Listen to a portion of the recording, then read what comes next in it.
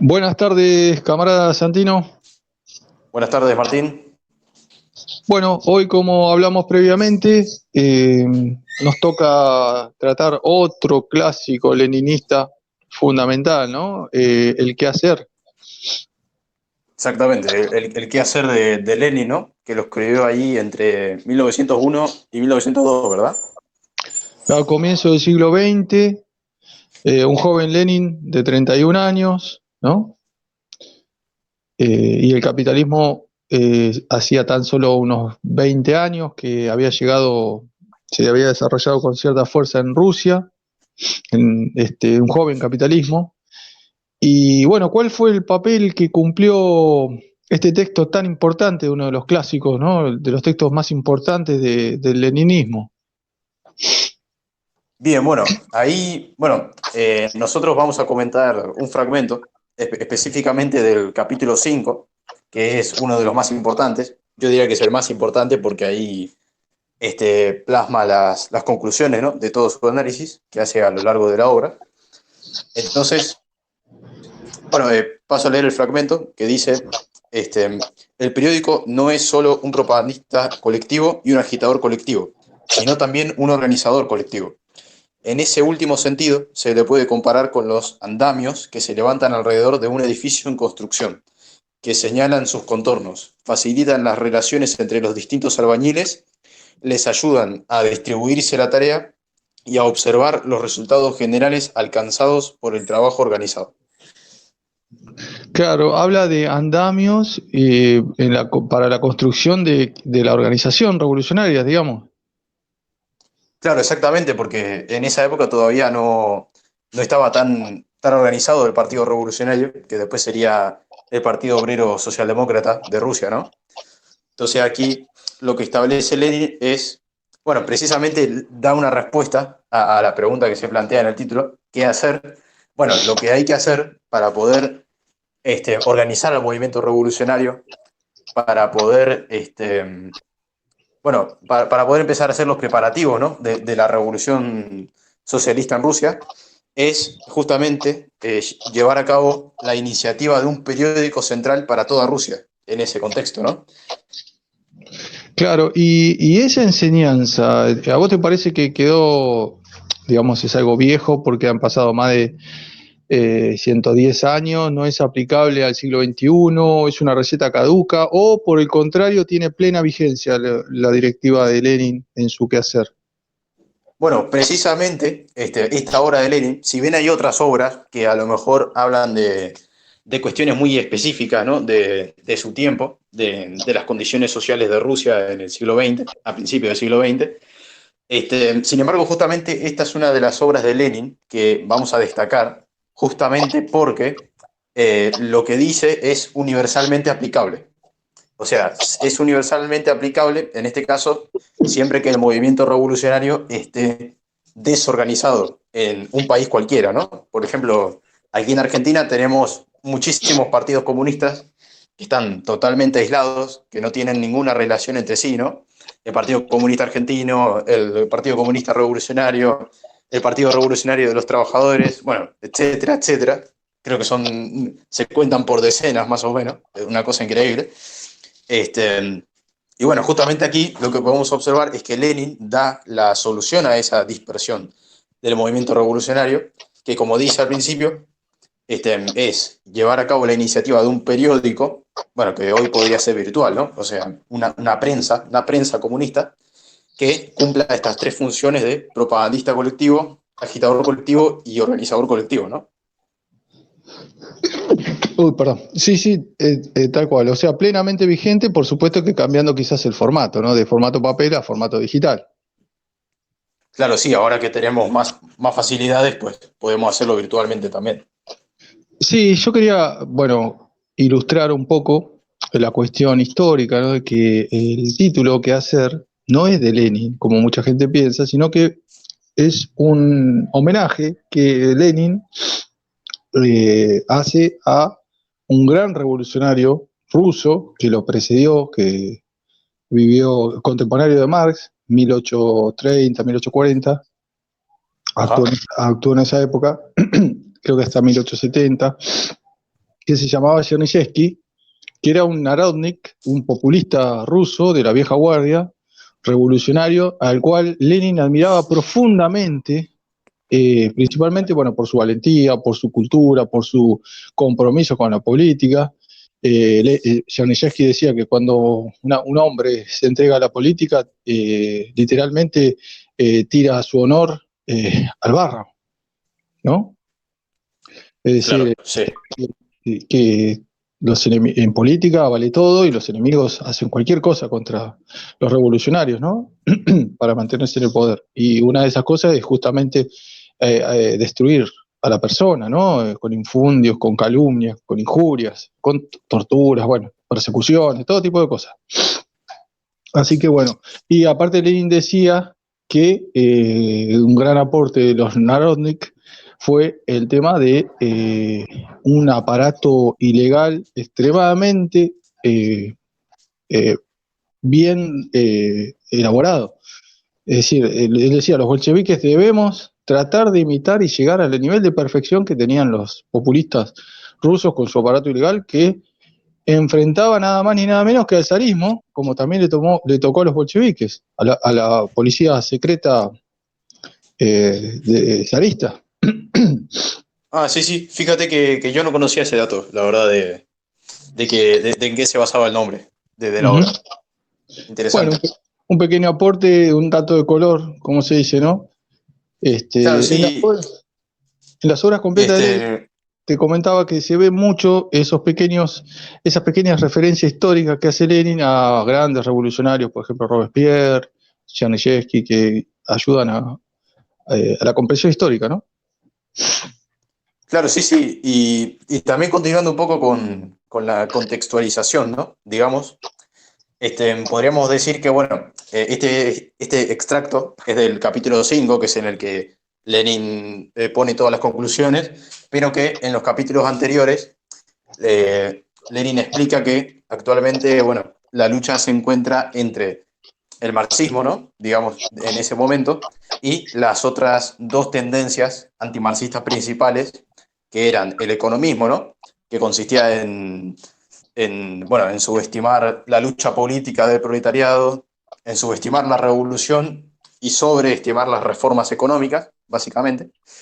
Y luego, por otro lado, la corriente que a simple vista es lo contrario, pero que sin embargo, al final, ambas son corrientes antimarxistas, ¿no? Que esa otra corriente es el terrorismo, o que, bueno, que estaba relacionado con el populismo justamente, populismo ruso, que era todo lo contrario, es decir, en lugar de, sería subestimar el movimiento obrero y sobreestimar la meta de la revolución socialista. Entonces, en esta obra Lenin Uh ataca un -huh. poco a esas dos corrientes a lo largo de toda la obra. Sí, eso se ve mucho en los textos de Lenin, el nivel de detalle, minuciosidad, y que hace que obviamente es algo muy rico, que te brinda mucha perspectiva, mucho conocimiento, mucha aplicación de la dialéctica materialista a las cuestiones rusas, pero que lo malo es que a veces los textos se hacen bastante largos, ¿no? Claro, sí, sí, eso, bueno, es como una pequeña desventaja, ¿no? Ahora que no muchos leen en esta época, el siglo A, XXI. a eso me refería.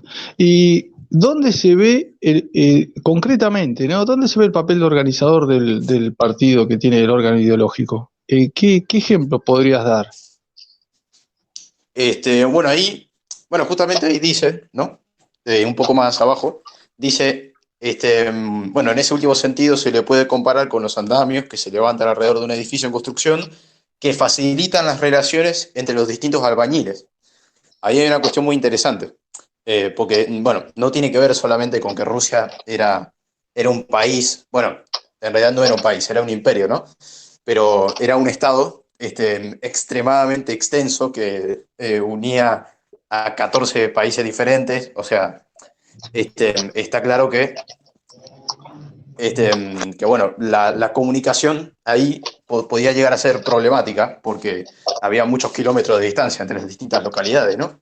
Entonces lo que aquí Lenin estableció es que el periódico central, su función de organizador colectivo, se puede ver concretamente en el hecho de que comunica a las distintas localidades, ¿no?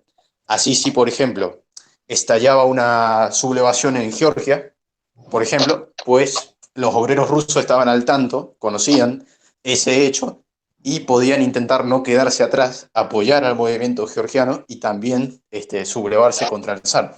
Así el zar ahora tendría que enfrentar a dos enemigos en distintos lugares, ¿no? Y dividir sus fuerzas, por ejemplo. Claro, exactamente. Y una pregunta por el contrario, digamos. Eh, ¿Es posible, vos visualizás un partido revolucionario sin un órgano ideológico que lo cohesione ideológicamente, lo organice, eh, brinde comunicación a todos los miembros del partido como hace un órgano ideológico? ¿Es posible o es imposible? Y bueno, la respuesta a esa pregunta creo que sencillamente es que no es posible. O sea, un partido tiene que tener un órgano ideológico, una prensa comunista para justamente lo que comentamos antes, ¿no? Principalmente para esa función de organizador colectivo, de unir a las distintas localidades, pero además, también muy importante, es que esa función de organizador colectivo también tiene que ver con determinar la estrategia general que va a seguir el partido para enfrentar bueno, a la dictadura de la burguesía, ¿no? Para luchar por el socialismo y también para establecer las distintas tácticas específicas, ¿no? Por ejemplo, cómo va a ser la lucha parlamentaria, con qué sindicatos se va a afiliar el partido, bueno, cómo va a combinar el trabajo legal con el ilegal, ¿no? Y todas esas cuestiones tácticas que justamente el órgano ideológico se encarga de determinar en su función de organizador colectivo. Sí, aparte una cosa importantísima es que un órgano ideológico toma posición, bueno, en el caso de un periódico, perdón, estoy medio resfriado. En el caso de un Sí, periódico, cada 7 días, cada 10 días vos ves, digamos, la opinión del órgano ideológico, en el caso, por ejemplo, de esa época del quehacer, la Iskra, ¿no? La Chispa, cómo claro, opinar sí, sí. de los temas de actualidad que estaban pasando, los temas políticos de actualidad. Bueno, en el caso de un órgano ideológico diario, bueno, así como la burguesía tiene sus órganos ideológicos, La Nación, Clarín en Argentina, proimperialistas yanquis, que todos los días opinan, ¿no? Y de esa forma cohesionan ideológicamente a los seguidores, a los lectores, ¿no? Claro, ahí entra también esa cuestión de la cohesión ideológica, ¿no? Tan importante para cualquier organización. Y que, permitime comentar brevemente que esa cohesión ideológica que practicó Iskra al mando de Lenin, Plejánov y Marto, antes del segundo congreso, que fue prácticamente el congreso fundacional del Partido Obrero Socialdemócrata Ruso, porque el primero fue desbaratado por la policía, ¿no? En ese congreso, Lenin, luego que finaliza el congreso, realizó varios textos analizando la labor revolucionaria del segundo congreso, y siempre él decía, en tal tema, los iscristas decíamos, votamos 25 y los no iscristas 20, ganamos, ¿no? En tal otro tema, logramos el apoyo de los bundistas y llegamos a 30 votos contra los no iscristas que votaron 15, ¿no? Sí. Es decir, ahí se ve en la práctica cómo los delegados del Congreso ya habían sido previamente cohesionados ideológicamente por el órgano ideológico, por la Chispa, dirigida por Lenin. Claro, exactamente, ¿no? Ahí, bueno, vemos la cuestión de que el órgano ideológico, por un lado, cohesiona ideológicamente y por otro lado, bueno, eso implica separar a las distintas tendencias, ¿no? Que hay en el partido. La tendencia Exacto. marxista de Iskra, ¿no? Por ejemplo, en ese caso, y las otras tendencias antimarxistas. Sí, que después finalmente, bueno, los inscritos a su vez se dividen en bolcheviques y mencheviques, pero bueno, eso fue sobre el final del Congreso y ahí esa es otra historia, ¿no? Claro, sí, sí.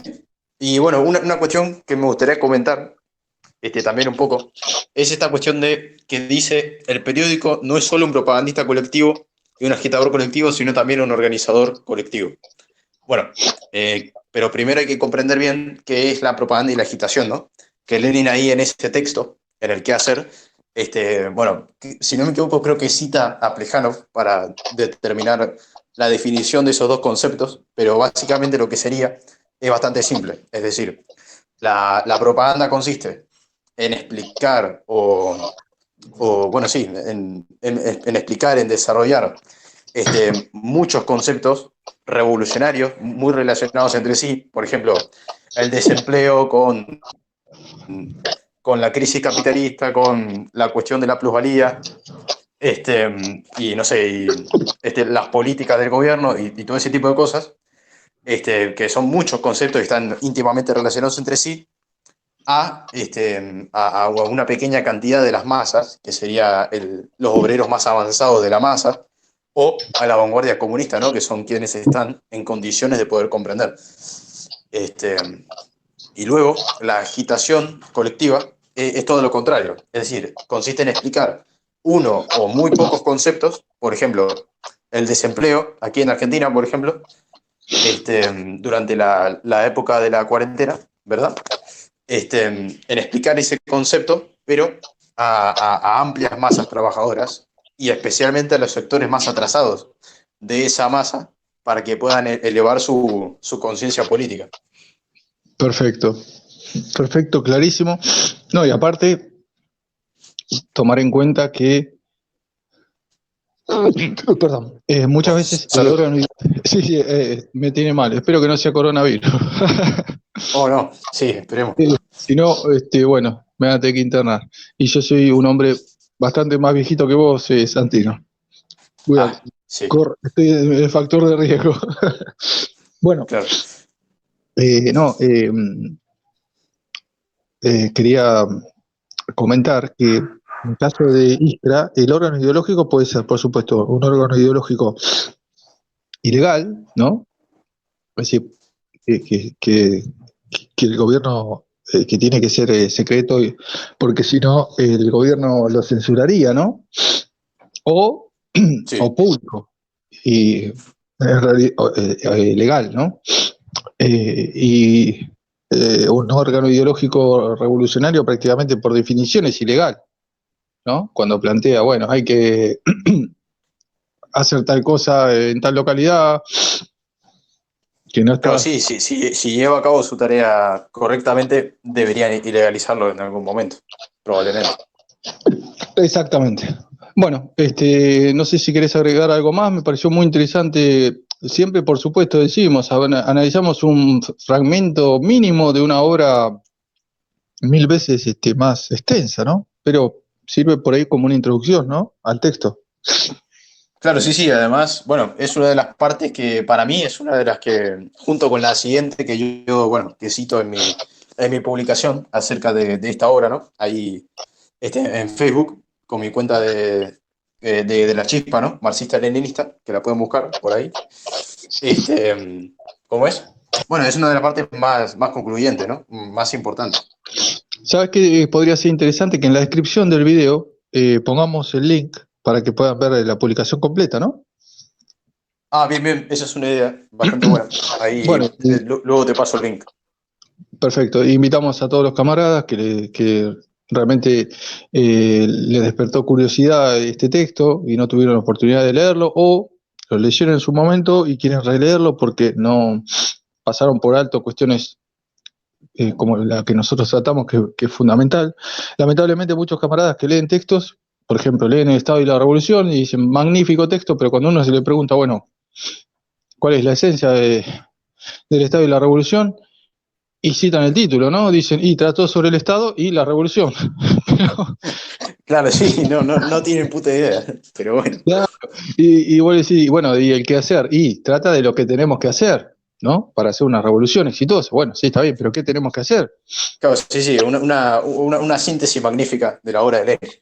Claro, una síntesis del título, digamos, ¿viste? Pero en realidad en la obra se desarrollan muchos conceptos y hay conceptos claves, ¿no? En el quehacer nos pareció clave ese párrafo que tratamos hoy, pero por Sí, sí, supuesto mucho la mejor. cuestión del órgano ideológico, ¿no? Como Exacto, la esencia. exacto, es mucho mejor leerlo completo, ¿no? Por supuesto. Claro, sí, sí. Bueno, muchas gracias, camarada Santino. Seguimos en contacto. Quizás hoy hagamos un nuevo video, como varias veces, que logramos hacer dos. Si no, para Sí, sí, mañana, puede un ser. compromiso, ¿eh? Seguimos en Bien, la bien. lucha. Venceremos. Venceremos.